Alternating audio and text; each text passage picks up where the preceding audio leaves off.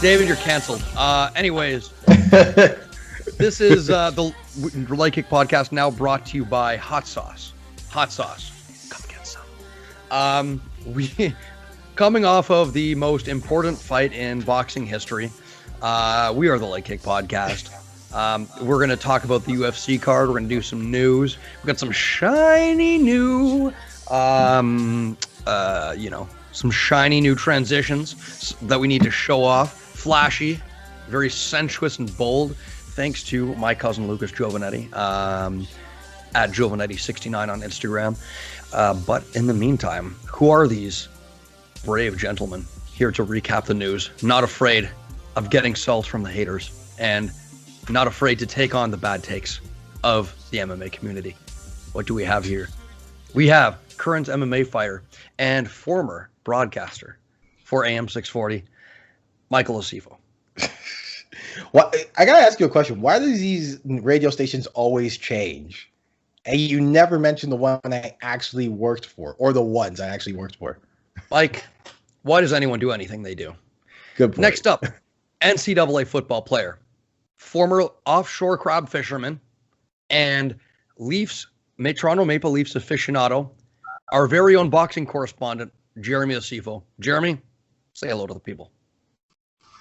Yeah, guys, I am an NCAA athlete, Division III, and now dipping my toe in the world of boxing like Chad Ochocinco. How you guys doing? And finally, shaking his head with disapproval, we have the diversity hire, our HR manager, a man who is currently the ambassador from Wakanda, David Agbaire.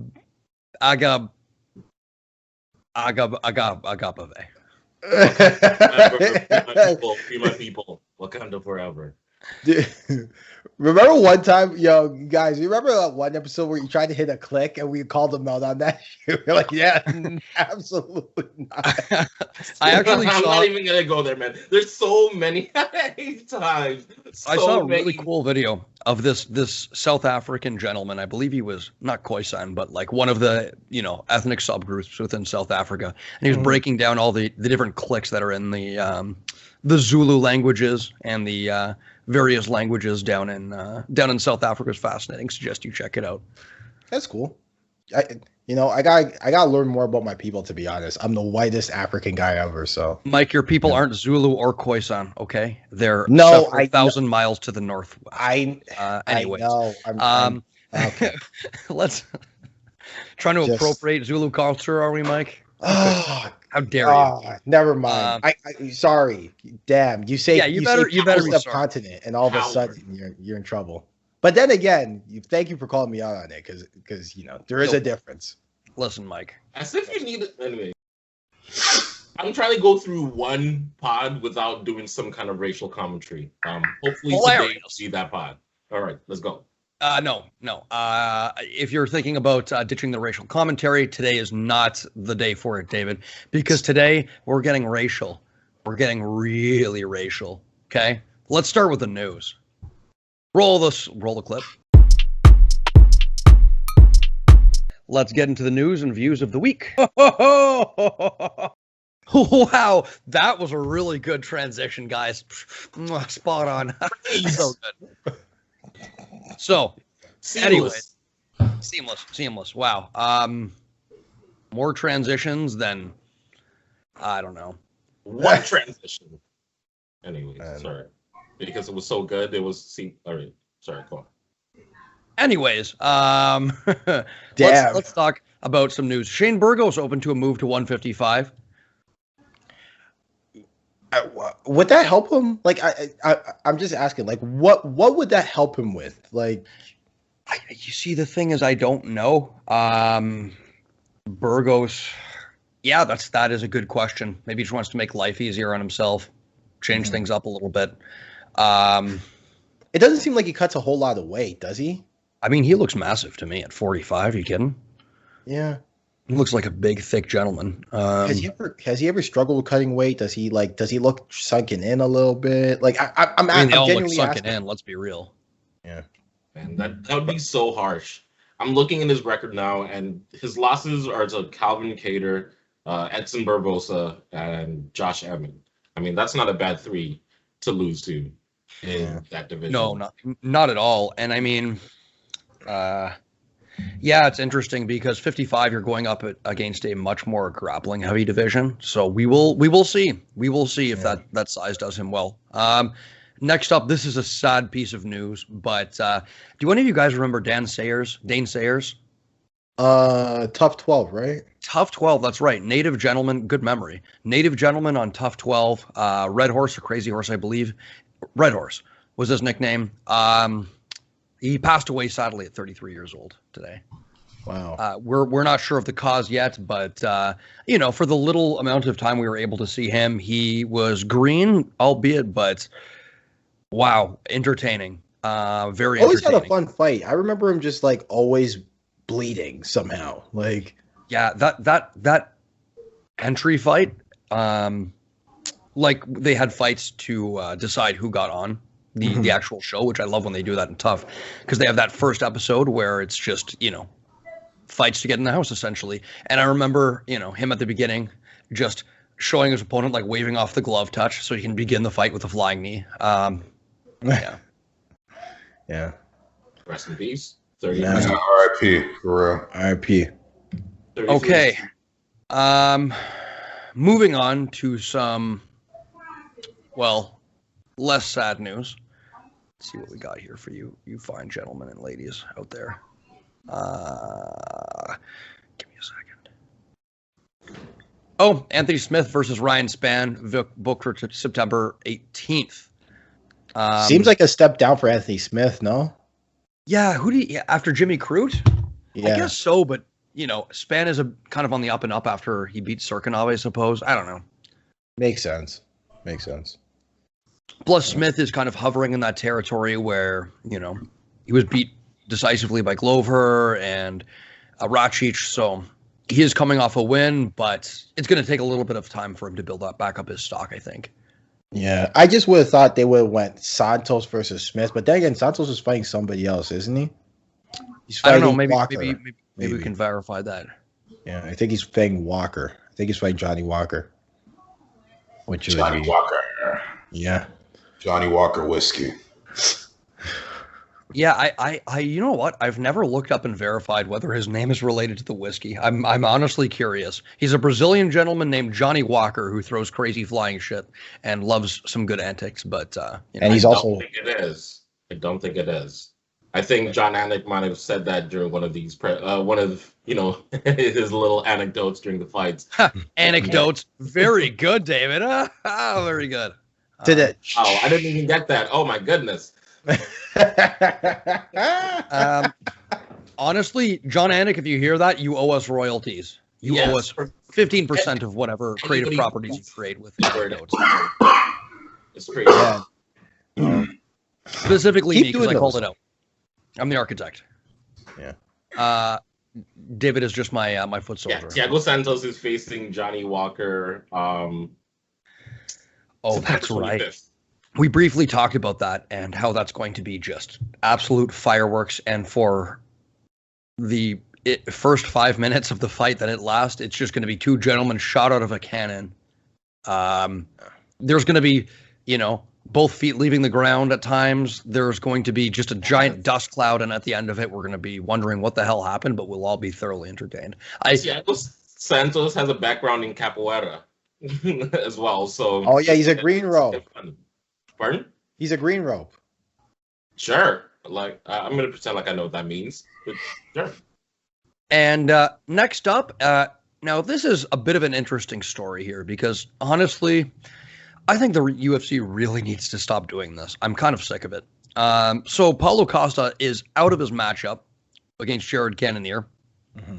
In steps Calvin Gastelum.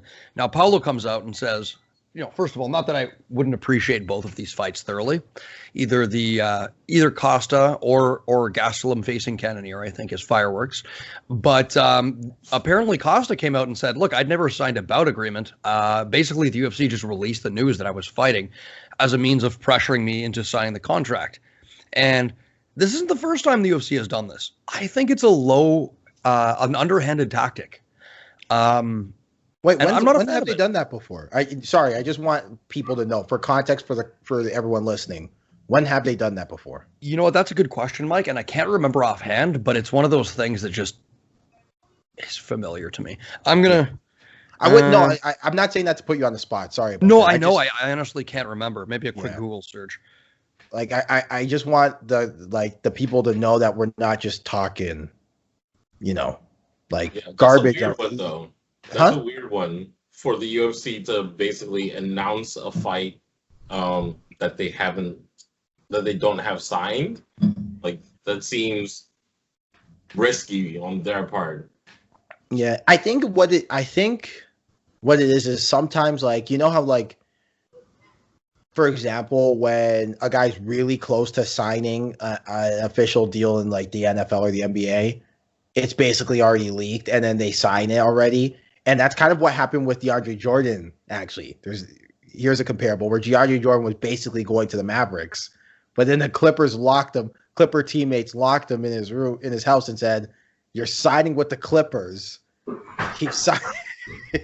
Don't you dare go to Dallas. How dare you, sir?" Remember when there was an arms race for DeAndre Jordan? Anyway, forget it. Anyways, everyone definitely cares. Anyways, I'm just trying to look into the news here about. Okay, I know that the UFC many times have released fighters without letting them know, but just trying to look as examples of.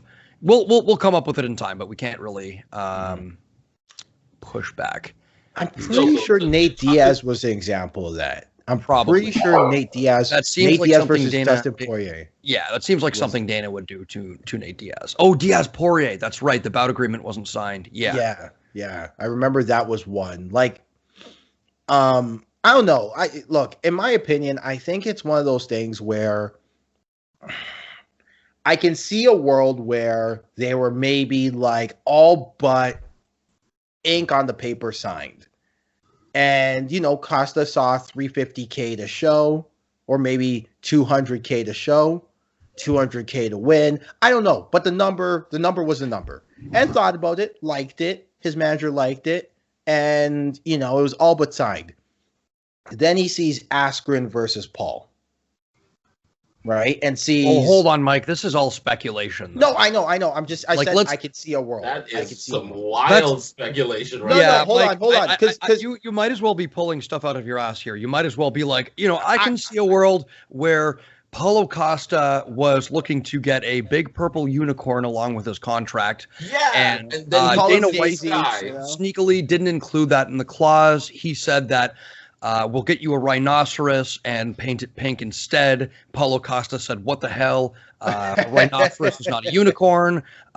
Dana White countered back with unicorns in ancient history may have been based off rhinoceros. You see where I'm getting with this? No, I hear your point. It's just based on it's speculation, fair enough. But what I'm saying is like, okay, for example, I'll never forget Shaq telling the story of how he left Orlando to go to LA because he saw a contract, 4 years, $80 million, and he liked it. He liked the contract. Then he goes on SportsCenter and sees Alonzo Mourning get $100 million with the Miami Heat, and all of a sudden he's like, "Wait a second, I'm the best center in the league. Why am I not getting something close to that? Orlando can't give him $100 million. He goes to LA." What I'm trying to say is the example I'm trying to point out is guys are pissed.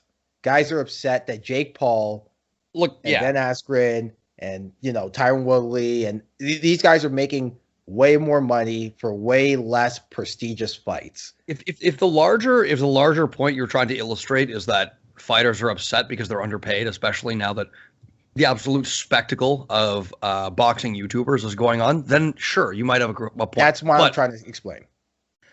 But I'm not saying Costa was like. That's exactly what you were saying, Michael. Yeah, that's exactly what you were saying. That's exactly what you were saying. Remember when Shaq signed with the Orlando Banana Peels? No, that's when I said. This is why I say I could see a world. No racial commentary. Okay. Can we move on from this, for God's sake? I was gonna say. Speaking of YouTubers fighting, Gastelum for filling in on short notice. It seems whenever. He seems down to Not fight. too short notice, However- August. Pardon? Late August. Okay, fair enough. But still, he seems to be willing to take on any fight. Like, whether he's coming off a win, a loss, like that, is a testament to his character. Cannonier is going to pose some interesting challenges. Who knows? Who knows how it's going to go? Wrestle, young blood, wrestle. That's my words to Calvin Gastelum. Anyways, speaking of YouTubers fighting professional fighters, Vitor Belfort fighting some dude named the Real Tarzan. All right. Apparently, he's no longer with one championship as well. After never having a fight with him. Cool. Don't really care. Do you guys care? Do you want to say anything? Because I don't particularly care. Well, let's see. Fabricio Verdum booked to fight Brendan Sales, but that's fun. Fallen through in PFL 6. Not good.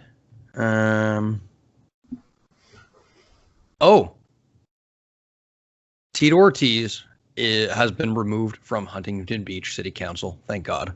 Was he removed or did he quit? I heard he quit after 45 days, but... Well, he quit under immense pressure after all the other city councilors signed a petition to get him removed. So he quit. There. Yeah. If you want to look into it, that's an interesting story.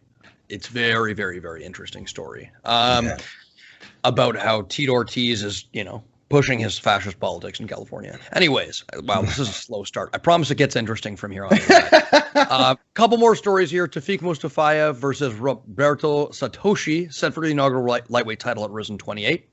Cool. You just said it gets more interesting. But yeah. Hold on. We ain't done yet. Finally, now this, I know this is the big news you guys have been waiting for. Listen, slow weekend news, I admit, but... Guys, at the end of the tunnel, there is a light. And on June 25th, we are getting the women's MMA fight that we all wanted to see. Every single one of us. Clarissa Shields? No. Amanda Nunes? Even better. I'm not even talking about Paige Van Zandt versus Rachel Ostovich. Kayla Harrison on June 25th will be taking on Cindy Dandois, headlining the card. You're joking, really? That is a card. No, I am dead serious. Kayla Harrison taking on the woman with the worst striking in UFC history, Cindy Dandois. Isn't she also the one who couldn't fight because of a boob job? Am I chilling? Am I tripping on that one? Like, get your head out of the damn No, gutter, okay? This is the biggest fight in women's MMA history, and you're over here thinking about boob jobs? Really, Mike? No, it was a legit story. No. Guys, are you with me here? This is the brow that this show has descended to, okay? Plebeian content. Guys, any initial thoughts on this magnificent matchup? Kayla Harrison's gonna slaughter this poor woman. Yeah, there it is. Like they are serving up a sacrificial lamb to her, and it's gonna make her look good. They're probably hoping that it makes her look like this unconquerable monster for Clarissa Shields at some point. That's if Clarissa Shields can get past this. Exactly. So, yeah. And Dustin Jacoby versus Askar Mozarov. I don't know anything about Askar Mozarov, but I like Dustin Jacoby. I can tell you that, former Glory fighter. A man who knows how to kick a leg or two. Are we done with the news? Do you guys have anything else you want to say? Nope. Really? Wow, low energy, guys. All right, you know what? There's no news. How about I go into my cupboard and Jimmy Smith has signed with WWE as one of their announcers. Oh, and Anand Burke, a Score alum, has actually left after like 45 days, which is kind of sad. Who left? Anand Burke, he left WWE after 45 days. Who's Anand Which isn't Burke? really... he's a Score alumni. Remember the Score back in the day? I do. I remember the Score fighting series. Yeah, so where the a lot of Canadian fighters cut their teeth. Exactly. Which was owned by the Score. And the Score on television, it still exists as a news outlet online, but it used to be on television. And a lot of broadcasters that you know today started on the score. Cabral Richards, Cabby, Sid Cixero, Tim McAuliffe, Steve Coolius, Mauro Ronaldo was on there. Oh, For a Moro, cup of coffee. my boy. Yeah. A couple of WWE guys too, and Adnan Burke, who ended up going to ESPN after being a Score alumni, went to WWE. What this has to do with MMA? No clue. I'm just saying. Like, he left after 45 days. Well, Mike, if they hadn't closed the window on their computer now, they surely have at this point. Oh, I know. So, but I'm just saying a passing comment. Sorry, go ahead. What do you guys want to get into? Boxing, the UFC fights. What's first? Let's talk about the biggest fight of the weekend. Let's just get it out the way. All right, let's do it on boxing news. Come on. Come on, Jeremy. Wow. What a week of boxing we get to talk about today.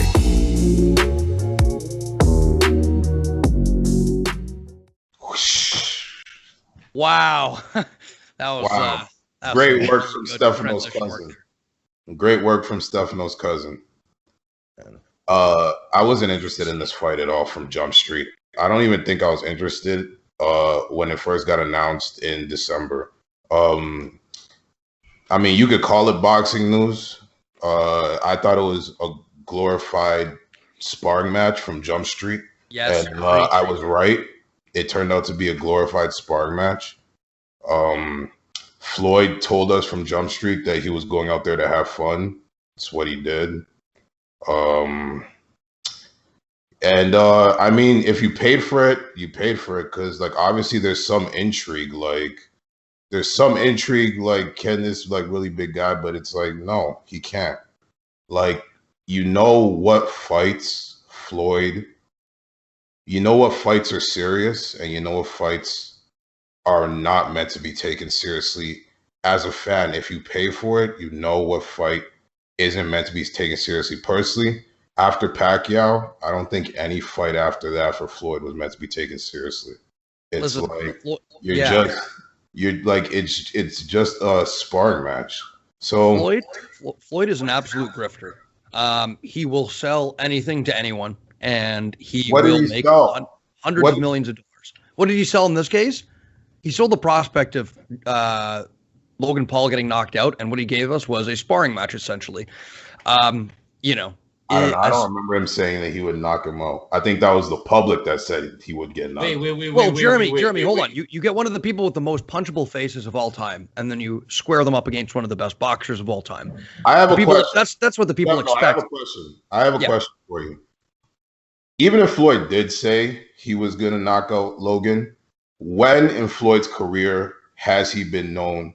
Most of Floyd's fights in his career have been not extremely entertaining knockout artist punches. Even if he said he was going to knock them out, what do we have to believe that he's too big? He's too big. He's too long for him to even probably get a good, solid knockout punch on. Like, that's not true. He scored several. Hold on, he scored several blows that could be deep knockout punches. In fact, there's a clip that surfaced online of Floyd Mayweather landing essentially a knockout punch. Logan Paul goes limp, and then Floyd holds him up in the air essentially to literally continue, to carry him through the fight. Like, I mean, it's speculatory, but I know a knockout punch when I see one. I mean, even if he did knock him out, at the end of the day, like, this fight was not meant to be some legacy fight. Don't call it a fight. Legacy fight for Floyd.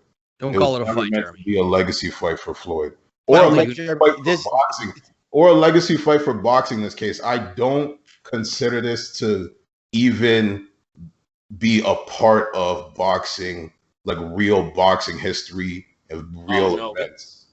I see this.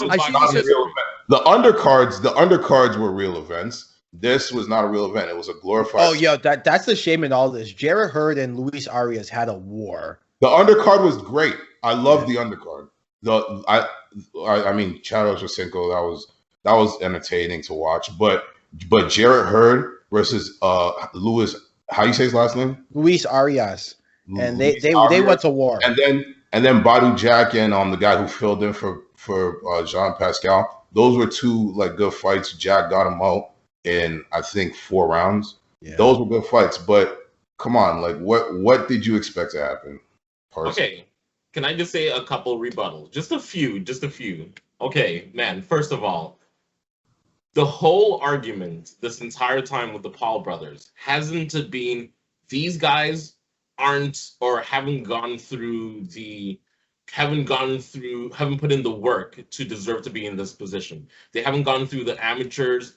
They don't know anything about boxing. If you put them up against a seasoned boxer, then it would be quick work. That's been the narrative this entire time. So when Floyd Mayweather, arguably the greatest boxer of our generation, is boxing one of these dudes, I don't care where it is, whether it's in an exhibition, in a competitive fight, in the back of like some alleyway or something.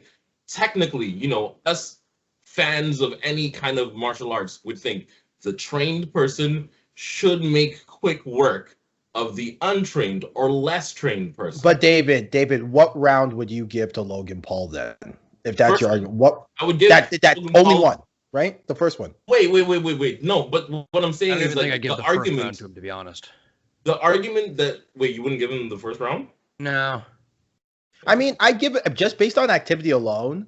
I give the first round to Logan because he was more active. So Floyd Mayweather. I don't think it was because Floyd was. Yeah, but my argument is that the expectation that Floyd Mayweather is going to make quick work of Logan Paul, isn't that ridiculous? Like, that's within like reason. That's like us people who trained knowing like if you put a trained person with an untrained person, the trained person should like mess up the untrained person. Like, that's not that ridiculous. I thought he was going to win. I didn't think it was going to be a knockout. Plus it was an exhibition. I genuinely though, compare this to the Conor McGregor performance. Contrast them. If you've been around fighting long enough, you know what a sparring session looks like, and you know what a fight looks like. To me, this looked like a sparring session. To me, this looked like they came to some kind of gentleman's agreement before the bout where, Logan said, don't mess me up too bad, it'll hurt my brand. And, any manner of success that he has against Floyd Mayweather is a moral victory, and he can continue the money train to keep on rolling. Stefano, now, I hope that Tyron Woodley doesn't take a similar deal with Jake Paul. Here's what I would say to that, Stefano. First of all, I think personally that's as much speculation as saying, Floyd Mayweather was paid to take a dive in the fight if he lost. Like, I think there's no way of knowing if they had a gentleman's agreement to take it easy on each other or anything like that. You're right. It's speculation, but it's educated speculation from a trained eye. I'm not saying I'm necessarily correct, but to me, that's what it looked like. That's fair. For me, to my eyes, what I saw was Floyd taking the first round off to figure out, what's this dude about. I wouldn't say like it was the most competitive. I would agree that it did resemble a sparring match, but let's not kid ourselves. Like, towards the end, Floyd was trying to get that dude out of here. Like, he was throwing like some of the wildest hooks that I've seen Floyd Mayweather throw in my life. Like, he was really trying to mess him up. So like, this is where I'm struggling with the whole. David, I have to agree because it did look that Floyd did look a little off, and I was mentioning that off the air. He looked off. He looked, but like I think he didn't train for this. He looked. That's the point, though, for right? Me personally, but that's the point: is a Floyd Mayweather that didn't train landed the most punches in exhibition history, the most power punches in exhibition history. Statistic is that? They're facts. They're facts. They are facts. What do you want me to tell you? Okay, sorry. They're facts. Because David, you want him to knock this guy out? Yes. Let me tell you why. How would that reflect any better on the sport of boxing or on Floyd Mayweather's legacy? If, let's say, a Logan Paul went in there and got hurt, what if Logan Paul got rushed to the ambulance because Floyd Mayweather? Oh, we're taking the humanitarian argument. That's just my first point. That's just Jeremy. This is blood sport. This is fighting. That's just my first point. It's an exhibition. It doesn't have. We don't need blood. It's an exhibition. We don't need blood. Fighting is blood sport. It's not a fight between two contenders. It's not even a fight between a champion and a contender. It's an exhibition. That's number one. Number two, David. So Logan's been training for, I'm gonna guess, as long as his brother, 3 years, or maybe since the KSI fight. I don't even know. I only know Logan Paul from Vine. Soon as Vine went under, Logan Paul went under to me. I thought he dropped off the face of the planet. Turns out he comes up from the dead and is now has 20 million followers. Whatever. Logan Paul, Floyd Mayweather. I lost my fucking point. Listen, Jeremy. Jeremy, you're going to get this reign like it's Mayweather. Champagne just tastes better. All right, in the words of Big Sean. Man, I'm gonna remember my fucking point. Okay. Man, While Jeremy's talking about it, I just want to remind you guys that every minute that we talk about this charade, I get a minute closer to projectile vomiting all over my webcam. Sickening. Oh, David. Let's say you went up against a guy who is 5 inches taller than you and was a wrestler, but like literally had no requisite boxing skills. I'm just trying to make it comparable to Floyd and Logan and you and some guy. And he was much bigger. And he was telling you what I would do. Hold on, let me finish. And he was much bigger than you. He was much bigger than you and much taller than you, like 30 pounds bigger than you and 5 inches taller than you. You really expect to knock that guy out if you got some decent training, and you really expect to knock that guy out if he's that much bigger than you? I would if you're not treating it like a glorified sparring match. Yeah, if you're not trained. Exactly, and he did treat it like that. So why would he? He said he was going in there to have fun. What do you think? Wait, my issue with that is that sets the expectation of, hey, I don't even, just in case I lose, I'm in here to have fun. I'm not even trying to, perform and represent boxing. Well, then don't buy the fight. That's a separate argument. Don't buy the fight. I think where David is coming from, if I have to play mediator, I think where David's coming from is we tend to do this with the Paul brothers where we don't take them seriously. But the fact of the matter is they're not cutting corners and they're trying. No, the fact of the matter, let me just interrupt. Sorry. For me, the fact of the matter is an 0-1 boxer went 8 rounds with the greatest boxer of our generation. In a glorified sparring match, it didn't resemble a fight to me. Listen, whatever. I don't care if it was 2 homeless dudes fighting in the back of a parking lot. Like, it doesn't matter. Like, one dude is the greatest boxer of our generation. The other dude is a YouTube star. And anyway. I get what you're trying to say. Like, I come on this show every time and I try to shoot these brothers bail, to an extent. To an extent is that they try their best. They are they're training hard, and not just training hard, they're training with the right people, right? Sorry, I feel like at this point, man, I can't even be critical about the Paul brothers because it's kind of at some point, they can do whatever, man. They can do at no some wrong. point we have to stop playing this game of like, oh well, and especially we do this because we're fighters too. We play this game of like, oh well, they're this, and it's because one is a vile human being. Actually, both are pretty vile, and it's because they're doing it in a way that I can't lie makes us envious.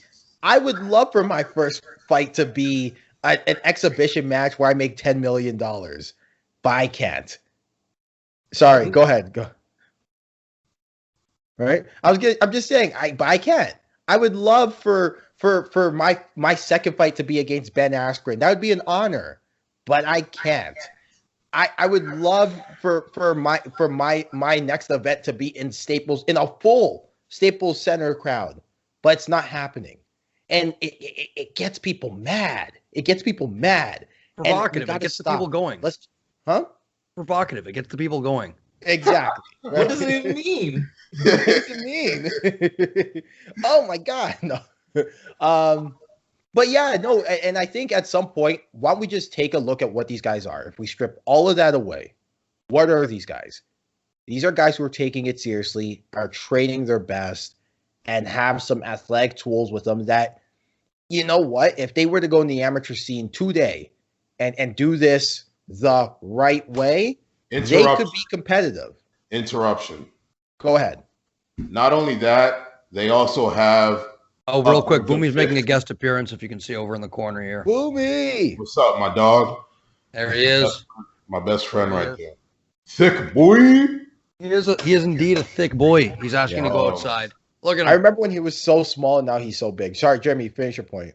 Bro, they also have upwards of 15 million followers and showing us that you don't need the promoters to have to put together these fights. If you want to get these fights done, now that's the thing. Most boxers don't want to spend the time to increase their presence on social media. And I get that because me personally, I'm not a big social media guy either. But the Paul brothers have a following, so they're able to generate enough interest to get people to watch it. This doesn't affect boxing because it doesn't affect the actual boxing fans.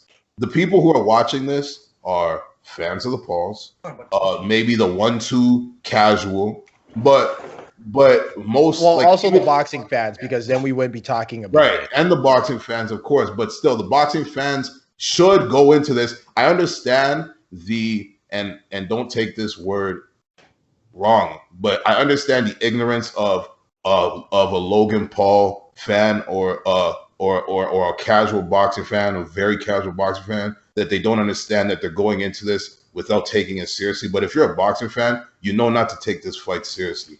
These guys have presence online. They have a following, so they're able to take their future into their own hands. The boxers can't, so they have to rely on the promoters, and the promoters are only going to put these prize fighters in situations with low risk. That's what's making this fight above. That's what's putting this exhibition above, in front of the eyes of more people than our actual high-level elite competitors going toe-to-toe. So that's like really what it is. Like, yeah, you can say this story. This is to your point about the guys trying hard. You could say that, yeah, they're trying hard and they're doing this. And yeah, I've come around on the pause. I have, but at the same time, we need to remember how they're playing the game and why it's working. But it's all of that. Why do we allow these scumbags like Bob Arum and Al Heyman? I know I've just lost the ability to interview one of them just now. But, wait, Bob Arum? You mean bunch of MMA guys rolling around on the ground like homosexuals? Yeah, he did say that. Bob Arum? Yeah, that Bob Arum. Why we allow Lou DiBella? You know, God bless his soul, because he's come around. David gave the impression the love it deserved. Thank you, David. A lot of these, yeah. No, but you know what I'm saying? Why do we allow Al Heyman, God rest his soul, and Leonard? You want to know why we allow it? You want to know why we allow it? You want to know why we allow it? Because someone like Jared Hurd is now going to fall by the wayside, because a lot of boxing fans feel like if you lose a fight, then no one wants to watch you, and that's not. So why are these boxing fans? Jared Hurd can still be put in a lot of good fights. Right now, Jared Hurd has to go to Al Heyman and say, "Look, get me in another fight. I can't spend 17 months inactive like last time. Right now, I need activity," and that's how you remain in the conscious of boxing fans and fight fans. Not allowing these promoters to just make money off of you and just roll your career into the ground. Now Jared Hurd is too old. He passed his prime. He's past his prime. He's not going to get a fight with Charlo. This is my point. He's not going to get a fight. He's not going to get a fight with either of the Charlos. But Jeremy, this is my point. We allow these guys, and I'm sorry, I know we've gone long, but we allow these guys. Like, I'm very close to projectile vomiting. So go ahead and say what you're going to say. No, I'm just saying. Go ahead and finish it. I'm just saying, in a lot of ways, there's a lot of things that they do that even me, I hate. But there's a few things in there that I think, honestly, that our sport needs to take a real good look at. All of combat sports needs to take a real good look at and understand, why is it that the prestige of our sport is being diminished, or we feel it's being diminished by these guys? Is it because the promoters are paying guys $200K to show and $200K to win? You know who you are? Is it because these guys are getting more views on their product than a high-level competition? Is it because they're not going up through the ranks and paying their dues and going through the mud that is the amateur scene, where the guys can make thousands of dollars off of you while you don't get a single cent because you're amateur? What is it? These are all things that we need to take a look at. That's all. I've said my piece. Yeah, if I could have final word really quickly, I just want to say that as scummy and disgusting as I find the Ball brothers, as I'll call them from now on, they're not the Ball brothers, they're the Ball brothers. I think that if at the very least they make fighters sick to their stomach and push them towards unionization or at least pushing for a greater payday, then they will have been an overall benefit to the sport. Because already we see tons of fighters coming out in social media saying, you know, where's my YouTube fight? You know, I'm sick of this. And you know, Paulo Costa came out and said it. Brian Keller, like there's been tons of fighters coming out and saying this. So if this pushes fighters closer to collective action, I think it will be like a net positive. Anyways, let's move on. Oh, David, go on. Good luck. That is very unlikely to happen. I think if anything, in my opinion, it's just gonna push more people to do weird YouTube crossover fights. Let's hope you're wrong, my friend. Let's hope you're wrong. Anyways, let's get that bad taste out of our mouth, shall we? Ding, ding.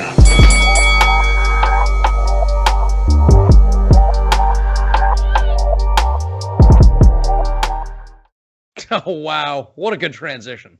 That was supple and warm, and we all really cared for that. It was supple. It was really supple.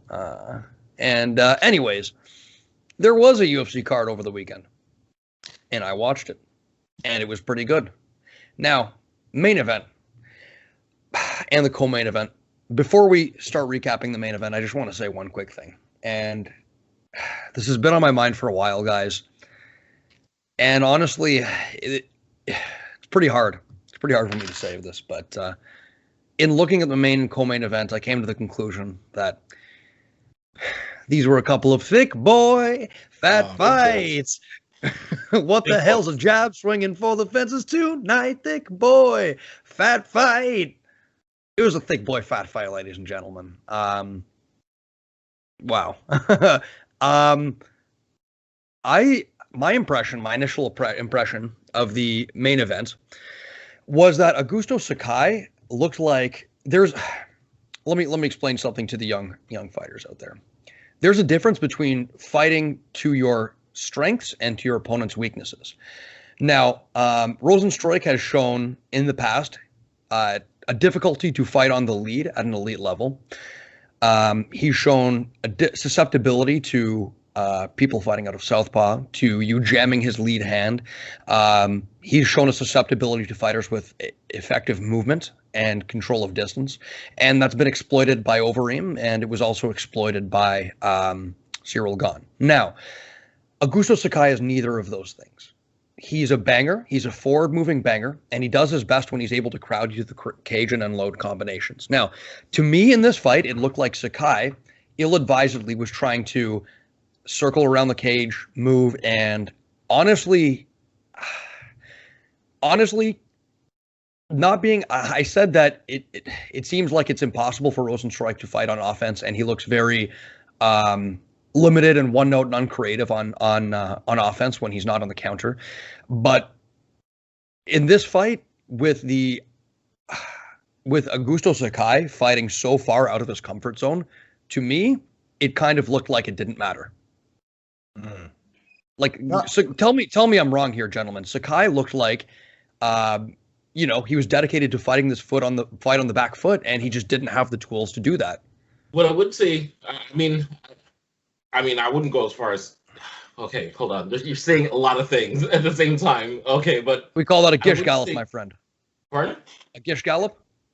I don't even know what that means. It's a logical fallacy. It's what Ben Shapiro does. It's a logical fallacy when you hit someone with a bunch of different things at once, you know? Yeah, like he's fast talking. The same sentence like 3 times and said it like in 3 different ways, each with like a slight variation. Anyway, yeah, so... Wait, me or Ben Shapiro did that? You. Fuck you, man. I do think that Augusto Sakai was on his bike for pretty much the entire fight. For me, it was almost like he was scared of the power. Honestly, I just don't think he thought he could bang with Rozenstruik. And he kept circling to Rozenstruik's away from Rozenstruik's power side, like his dominant side. So for me, that signals somebody who is trying to avoid that power that power straight or just whatever power side combination comes from that side. Which honestly is ill-advised when you look at the fact that Rozenstruik, the All majority of his knockouts offense, yeah. comes off of his left side, right? What he does well is that inside low kick when you step into range, he flattens your stance out, right? He attempted to do that to Ngannou. He does it. It's a key feature of his fight. And there were even skip up low kicks, which was impressive for a man of his stature, kind of freezing Sakai in place at times, right? Mm-hmm. And Sakai was trying to circle, got caught on the fence multiple times. His left hook is his most dangerous finishing strike, in my opinion. Got him. That's what got him in the end. But what he tripled up on it. He threw 3 in a row, then a cross, and then a 4th left hook. What I would say though is I felt like Sakai generally didn't have the striking to keep up with Rozenstruik because he was trying to use his jab, but I feel like in a different world, that game plan isn't a bad game plan in terms of staying on the outside, using your range, which he definitely had the range advantage over Rozenstruik, not engaging in too many long brawls or anything like that. I feel like where he kind of messed up the most was circling when he was circling the cage, when it was up against the cage, he would drop his hands, he would try too hard to change direction and juke Rozenstruik out, and I think eventually Rozenstruik kind of just figured out that's what he was doing. And that's what. Sorry, go on. Yeah. Which, David, to your point, I mean, in a vacuum, I agree with you that that would be a good game plan to undo Rozenstruik because we've seen it work. But when was the last time you saw Augusto Sakai do that? I would have never. I would have liked him. He's not particularly creative when fighting off of the back foot. What I would have liked to have seen him done is, I know it's incredibly dangerous fighting a Rozenstruik in the pocket, but fight your strengths, not necessarily your opponent's weaknesses. I would have liked to see him get in Rozenstruik's face, create some wild exchanges, and then maybe I know it's dangerous, but hold on, David. There's more to this. Try and get in a leg, push him up against the fence and take him down. He's somebody who's, create those wild exchanges in order to shoot under or just push him up against the fence and slow the pace of the fight down. Because Rozenstruik has shown in the past a vulnerability to being taken down as well. I will agree, and I do think grappling Rozenstruik, if you're a heavyweight who can grapple, that's definitely a way to go, in my opinion. But one thing I would say is maybe guys are kind of like the Ngannou effect, if you remember the... when they drink the dum-dum juice and all of a sudden they do... Yeah, man, when you go in for the takedown and before you know it, this guy's got a shovel hook or he's landed some kind of sneak hook and something and you're face down on the canvas. So I can see how guys might be a little hesitant to even try for the takedown and even clinching with dudes like that. They're so strong, they can easily create some space and land just something that Derek Lewis is starting to get to that mythical status too, where it's if you take him down, you're winning, but before then, well, I don't know. Let's be honest though, we're not talking about Francis Ngannou. No disrespect to Jairzinho Rozenstruik, we're talking about a gentleman that was grounded and controlled for all of a round by Junior Albini. This is, you don't have to be an NCAA. What's that? Rozenstruik bang. I do agree. I didn't say he couldn't bang. I'm saying the man has vulnerabilities. Yeah. I mean, if I have to, if I would say something to this effect, the craziest thing for me in this fight is it really shows just how I guess I'm going to go here. How useless a jiu-jitsu brown belt can be if you don't have the means to take it to the ground. Or the will. Because Augusto Sakai is a jiu-jitsu brown belt. Now, you never know where that brown belt's coming from. You know what I'm saying? And so I don't want to talk out of school here, but why not try for a low ankle pick? Why not? Why not try to get Jairzinho Rozenstruik's eye level to change a little bit so that you can make life a little easier? Yeah. Right? And it was because one thing, he besides a double the arch back double leg that you learned in the first day jiu-jitsu class, he's not making a commitment to the wrestling. And that's the thing. Yeah, you can't really wrestle off the back foot like that, right? Yeah. And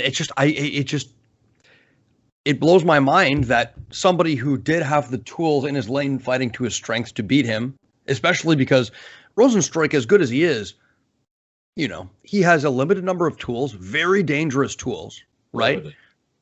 Limited, but dangerous. And I mean, you're going to get, you risk potentially getting knocked out either way, right? I think if he could just stick around in those exchanges long enough for Rozenstruik to throw that left hook and then shot under it, we might be talking about a different fight. But Rozenstruik, to his credit, you know, chased after opportunities when they were there. It didn't make for the most action-packed first round necessarily. It wasn't full of volume, but when he needed to, Rozenstruik cut the cage. And yeah, that finishing combination was just, you know, so emblematic of Rozenstruik in that it was like, oh, combination? How about left hook, left hook, left hook, right hand, left hook? What do you think?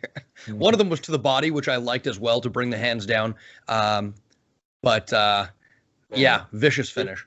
There's just something so sweet about Rozenstruik and the way he finishes some of his touch of death, eh? Man, he's literally leaping into that final shot. Like, it's hilarious. Yeah, no, as he said, he goes to the body first, which I think was like the commentator said it was good. I agree. It could probably help, you know, lower the hands a little bit. But then, yeah, follows up with as I said, a couple of hooks and then a right straight, which hits him in the temple. Actually, I thought it was the temple, but it was right underneath the eye. And, you know, it opens up a cut and whatnot. But, man, I just want to say, yeah, Rozenstruik just has, I wouldn't say he has ridiculous power like Ngannou, but he has just the ability to just bang. Literally, there's no other way to describe it. And not even like a Derek Lewis way where, you know, he's just like swing. He just, I don't know, there's something where he's jumping into all of his shots and he knows he's going to knock you out with it. Yeah, no, it was a great knockout for me. And he's definitely in that actual like top echelon of heavyweight guys, I would say. Like with this win, like he cemented like no matter what, he should be top 10 minimum, if not top 5. I mean, sorry, no, I was gonna say, like, I mean, like, if you look at his losses, he lost to, you know, the current heavyweight champion of the UFC and a guy who I think is gonna beat the current heavyweight champion of the UFC. So, yeah, you know, like he's not that far off. Yeah, maybe just a step below the top 4 or 5 in that division, but really, I think the buck stops with Rozenstruik in that division. And co-main event, well, is Marcin Tybura not one of the most durable human beings on the planet? Just took the best. He's got to watch out. It's gonna go away on him if he keeps taking it like this. Of course, I just don't think that with his, you know, defensive acumen, it might be something he has to rely on. And so far, it's worked for him. It might not work for him in his later years, but god damn, just Walt Harris for the first part of this round, unloading left cross, right hook, just one after another. And Tybura was like, more, please. Man. Yeah, man. Free my GG. Walt Horace.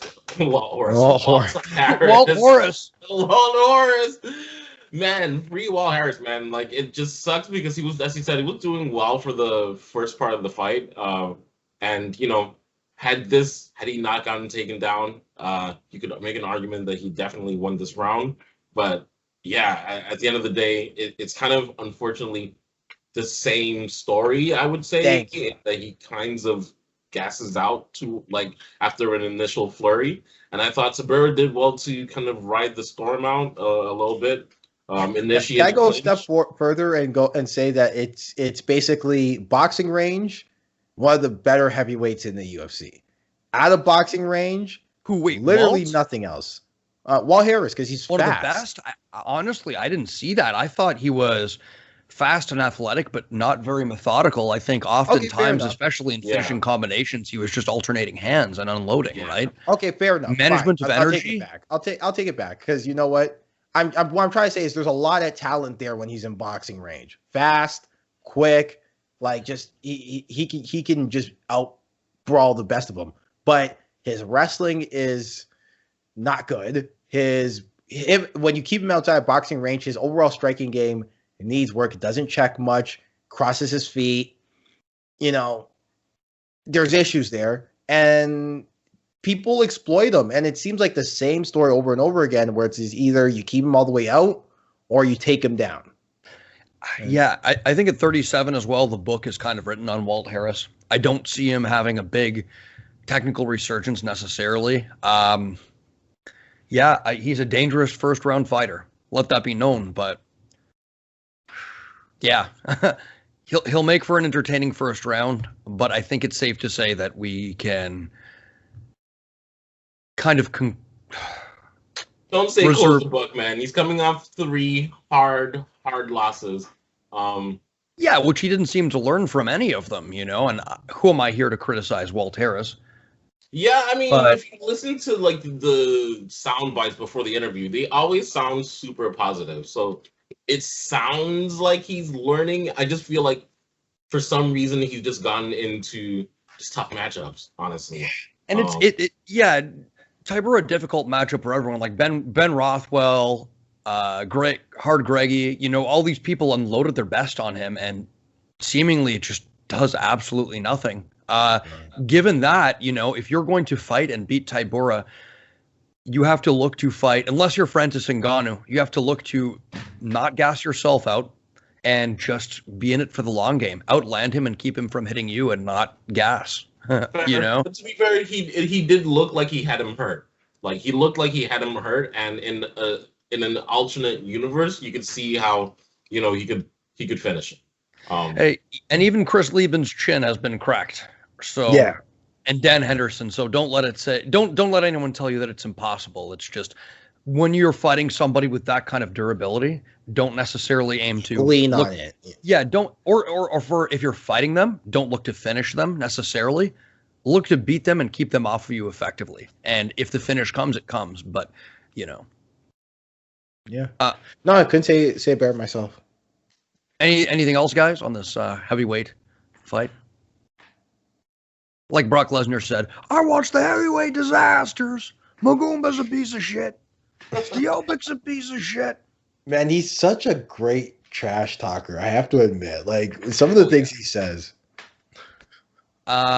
Next fight was a largely uneventful fight from Dolidze, who, rode back control for the majority of the fight against Staropoli.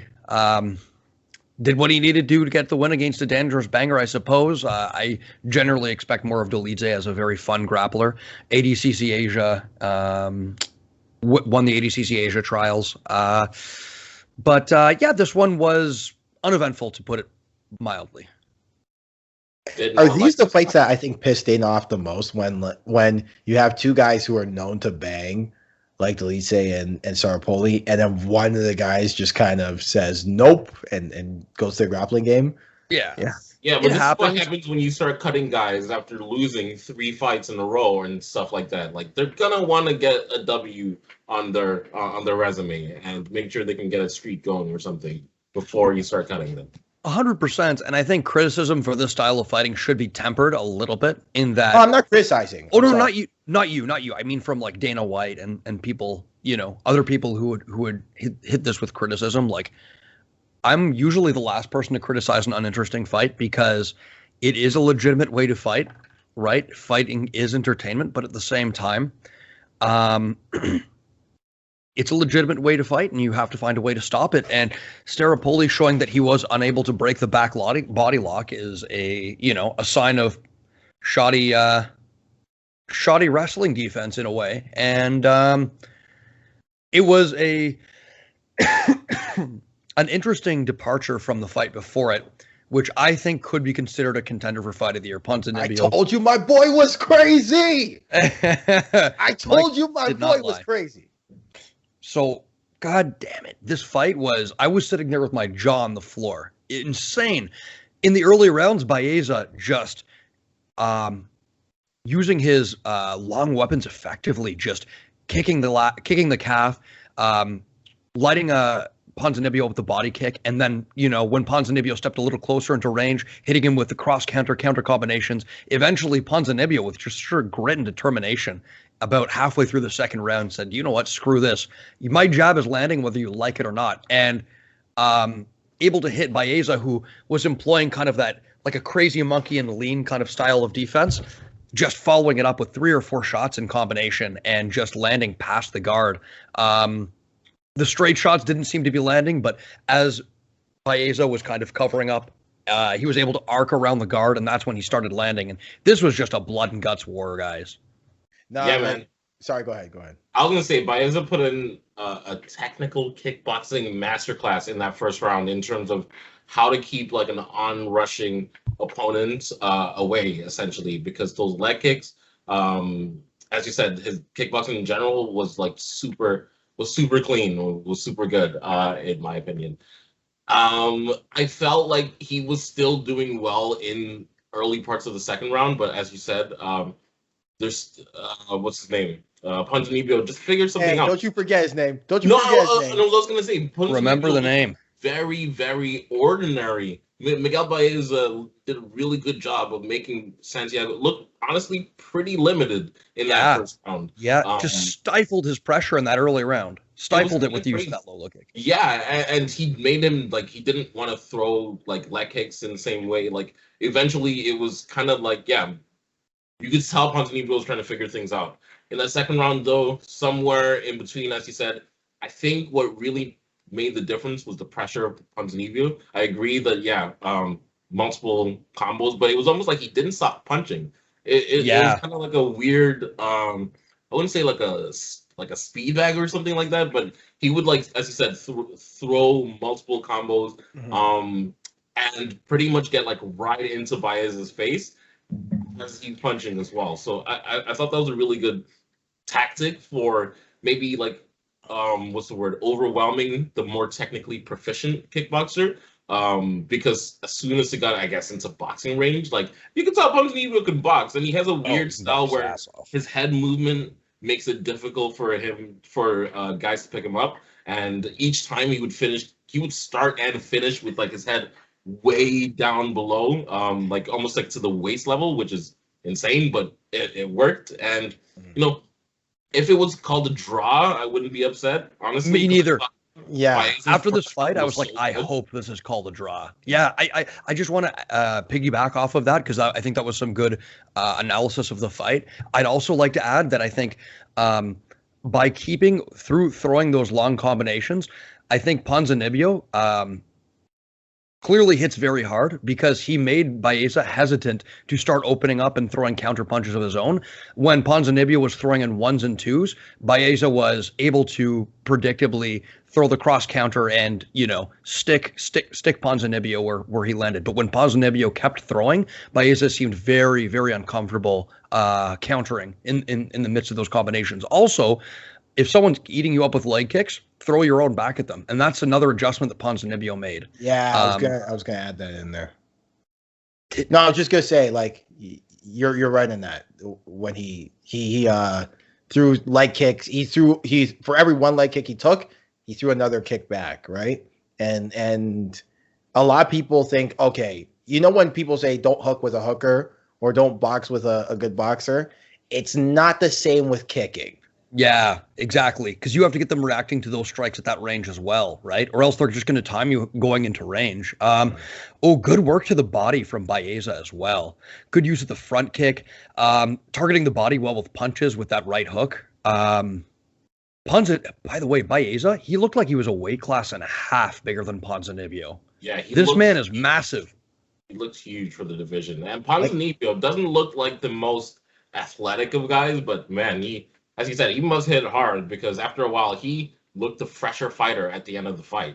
Well, normally, to his credit, he looks a tad more explosive than that. But I think some of those early leg kicks, and the commentators alluded to that, took away from the movement and the pop in his punches. A couple leg kicks will do that to you, especially to the calf, where it's difficult to harness your the kinetic chain from the ground because pushing off of the ground becomes difficult.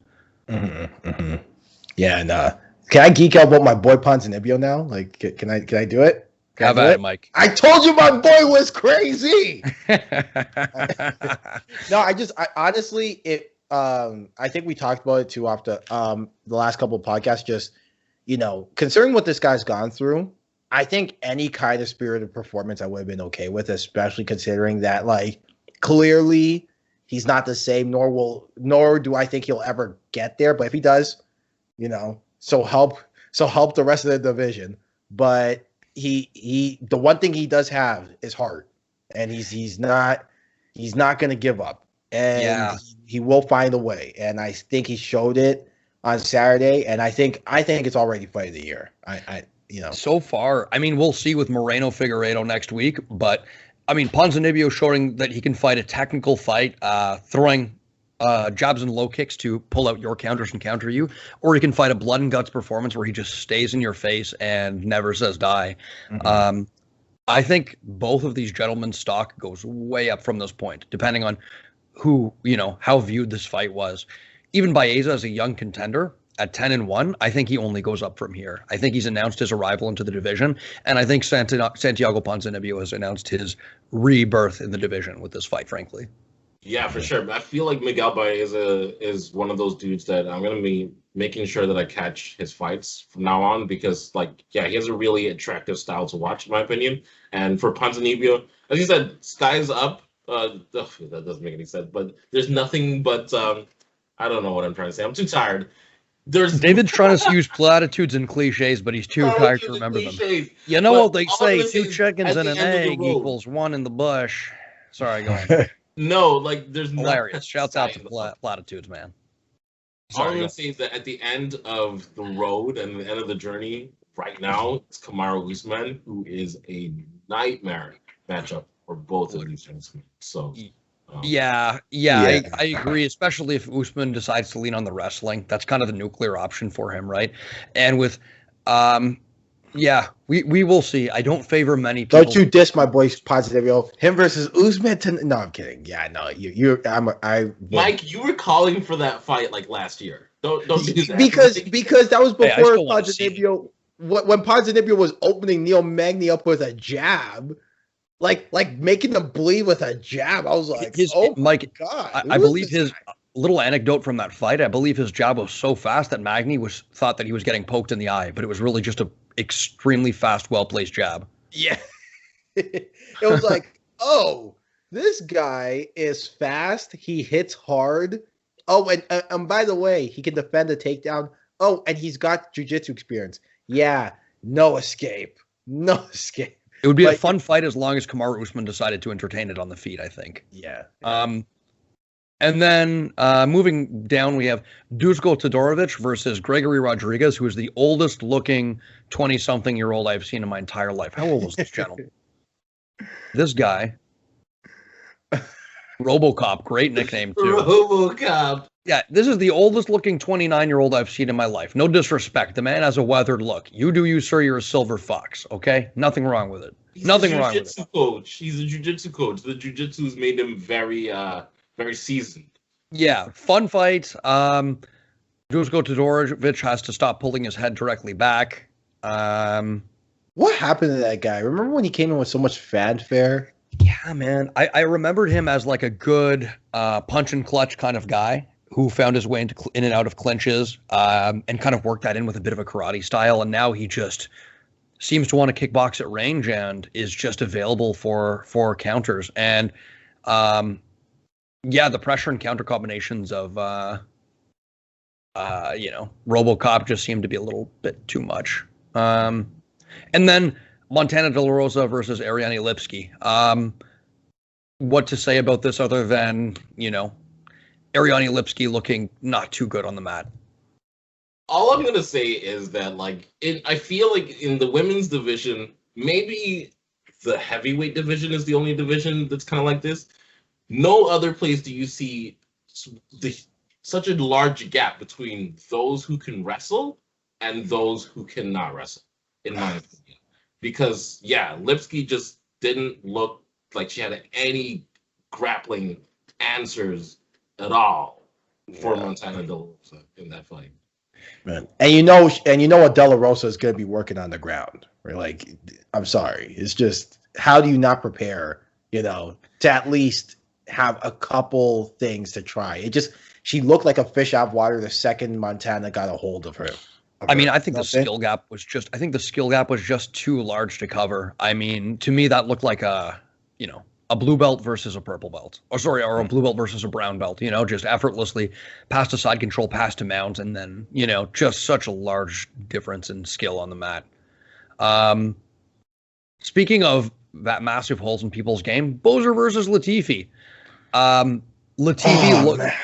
This fight for me showed that Boser, as much as we're a fan of him on this podcast, needs to work on his wrestling, and it's difficult when you're fighting a fire hydrant like Ilir Latifi, where good luck getting him off of you in full guard if he's just laying on top of you. That man's, you could, like Luke Thomas says, you could screen a movie on that man's back. But Latifi just looking clueless on the feet, just Boser lighting him up to the body, jabbing in and out of range, and then just running backwards out of range when Latifi came after him. Latifi just looked like he had no tools to answer anything that Boser were doing, not the speed, not the tools, and sort of stumbled into a takedown in the first round, I believe, and third round, and that was kind of the story of the fight for me. Both of these gentlemen have a lot of holes in their game. Stole this one. Tanner Boser.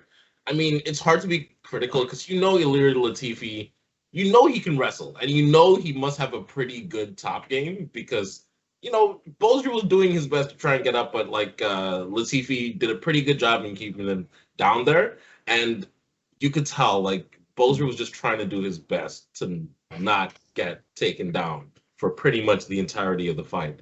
I felt like, as you said, on the feet, Boser actually did some good work. His boxing was not bad. But once it got to the ground, and Latifi, the funny part is he didn't do anything. He didn't strike me as, trying to pass a bunch, trying to go for a lot of submissions or anything like that. He really just was I'm going to lay here, hold you in this dangerous looking position, and every once in a while throw some shots. And it works. Honestly, looking back, I would have given that fight to Tanner Boser just because I just didn't think Latifi did enough with his positions. And I first felt like that first round, as I said, he kind of fell into that takedown, and it wasn't really emblematic of the entire fight for me. But yeah, still, Tanner Boser taking an L in a one that I kind of feel like if he's looking back on this, I think he would think he would kick himself. Yeah, because this is a severely undersized Ilir Latifi who came in, as you said, not looking super good on the feet. And it was there for the taking, right? But, he did well to ride off. I'm not going to speak more platitudes, but yeah, you know what I mean? I think Latifi did his job, went to what he knows, held Boser there, and every once in a while was just active enough to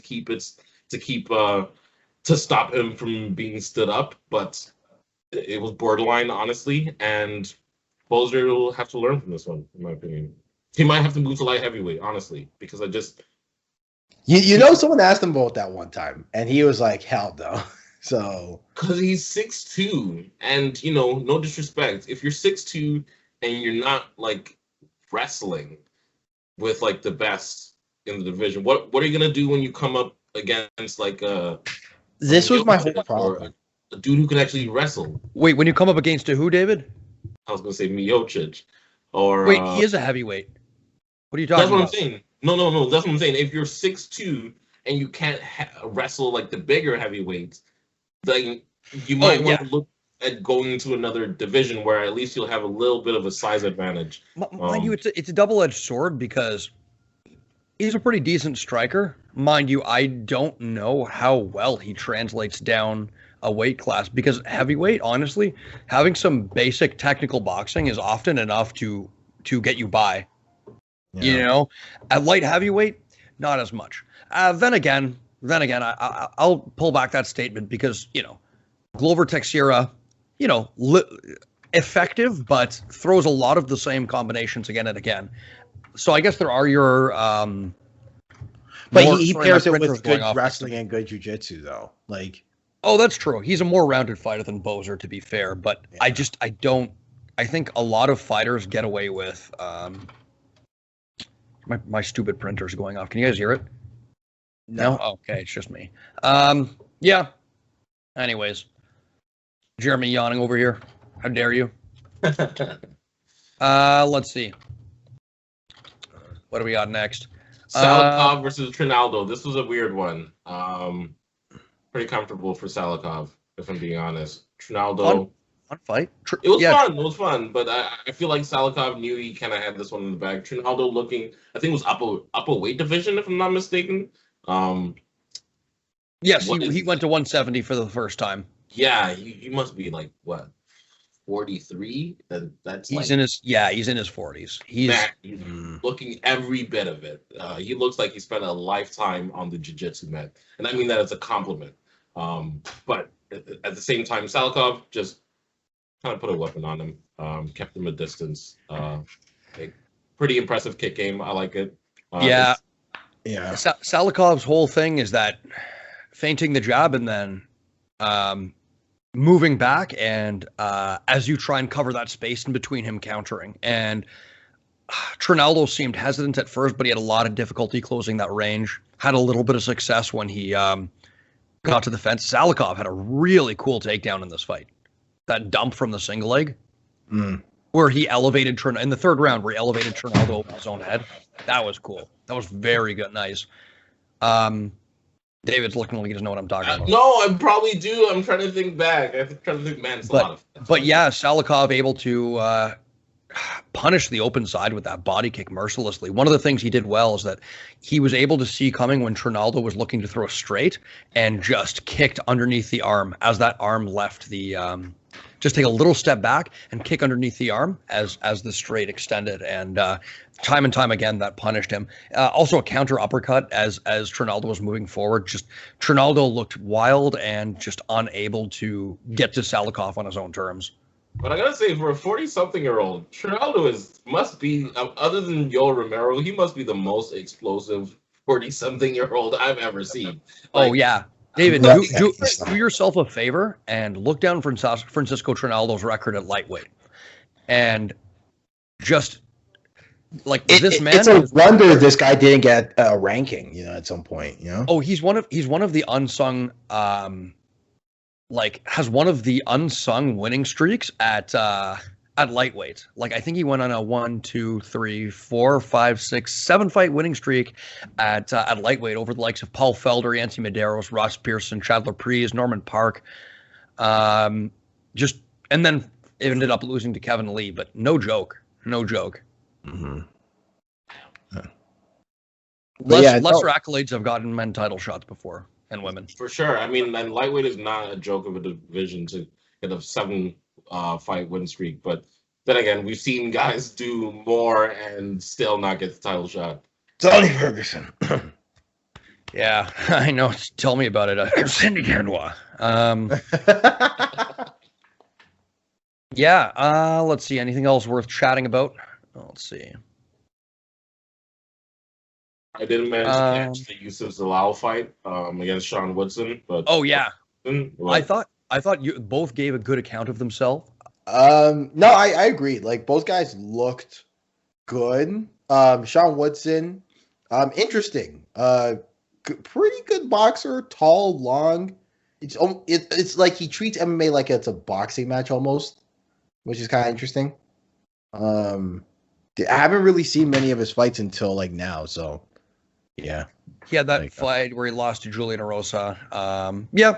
Decent fight. I'm struggling to remember a lot about it because it was so early in the evening. Oh, Marion Fiorot went up against another very clearly overmatched opponent. I'm excited for her, but apparently she took her on like 10 days. Notice. Yeah, not her fault for taking on this opponent, but just a woman who looked like she wanted nothing to do with her, was too scared to close range and just pieced her up. But she's interesting. She's got power at 125, at women's 125. Does a lot of good work with the front leg, lead leg side kick. Hands are a little not super diverse, but she's an interesting prospect. Hits hard, and that's often all you need in some of the lighter weight divisions to get you by. Yeah. Anyways, guys, any questions? Next week we'll have a bad take of the week segment for you, but unfortunately we don't have one at the moment. So bad take will be coming back next week. We'll be back on the preview look for us on Thursday for Israel Adesanya. We got 2 title fights: Davison Figueiredo versus Brendan Moreno, Izzy versus Marvin Vettori. Marvin Vettori going to beat up that overhyped Nigerian gentleman and become the first Italian champion in UFC history. Any closing shots, guys? Parting shots? I don't want you to come on this podcast when Izzy Adesanya wins. Like sorry, when Izzy, I want you coming on crying when Izzy wins. I want us to still be friends at the end of the day. Listen, because the only reason I'll be crying is out of joy when Marvin Vettori reestablishes the glory of the Roman Empire. Let's be clear. Is he from that area? Is he from like Rome? I think he's Northern Italian, to be honest. Let me look it up. True. He's So Marvin. Rome's like south around like Calabria. Fuck up, Mike. I'm just asking. You're serious? Crazy. Oh, Yeah, wow. no, I'm serious. I'm being genuinely Rome serious. Rome is nowhere near Calabria. It's dead center in Italy. Calabria is dead center. south. Yeah, Michael, why are you trying to act like you were there last week? Like, oh yeah, over by Fifth and yeah, by Rome. Venice. It's over by Venice in Genoa. Yeah, like he's from Genoa. Michael, Right? you don't know anything about Italy. You don't even know where your country is located on a map, okay? Don't pretend like you know where West mine. Africa. Don't disrespect me like that. First of all, we have evidence on the podcast. By the way, literally, to go back to earlier today, you thought you were from the Zulu tribe. No, I thought he was Zulu. You say one thing, you want to learn more about It's like I must learn more about my Zulu culture. No, you say one thing about how you want to learn more about your like culture, and all of a sudden you're analyzed because you make one mistake. But then again, that's like me being like, I get it. That's like me being like, I'd love to learn more about my my Portuguese heritage. No one said it was my heritage. I'm just That's saying. What you said. We heard you. By the way, he's from Mezzocorona, which is in Trento Alto Adige, which is like far north of Italy. Like we're talking.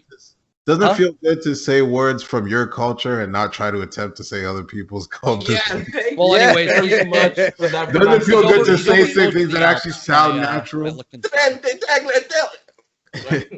Listen, we are the culture that founded the Roman Empire. We can say whatever culture's names we want because we've conquered half of them. Anyways, that sounds pretty bad. we are the Leg Kick Podcast. Any parting thoughts, guys? Parting shots? Anything you want to say? Shout outs? Not at all. Yeah. Good show, guys. Good show. With that being said, guys, thank you for tuning in. Like, subscribe. You can find us where you find podcasts. YouTube, Spotify, Google Podcasts, Jeremy's Toilet. Literally, you can find us anywhere. If you have a question for the podcast, we'd be happy to answer it on the air, as long as it's thoughtful. Send it to the legkick1@gmail.com or the leg kick. What's that? Even if it's not thoughtful. Even if you want to spew diarrhea all over the keyboard and send it over to us, go for it. We're cool with that. We will read it on air. We take the free clout. And we got big things in store, but tell your friend about the Leg Kick. It really helps us when you do, especially if they're interested in MMA, especially if they're saying that, they're coming out with very, very casual MMA takes. If they're saying that, Chocolate Al is their favorite human cockfighter, then send us our way. We'll re-educate them. And lastly, to play us out, Mike, what does that mean? I don't know anymore. Someone sing the theme song in the back. In this crazy mixed up world where things are just going awry. Actually, not really. The cases are down in Canada. We're doing okay. Just remember, you got 3 things. You got life, you got family, and a COVID vaccine. We'll get back to you. Your pool noodle was ready. Later, everybody.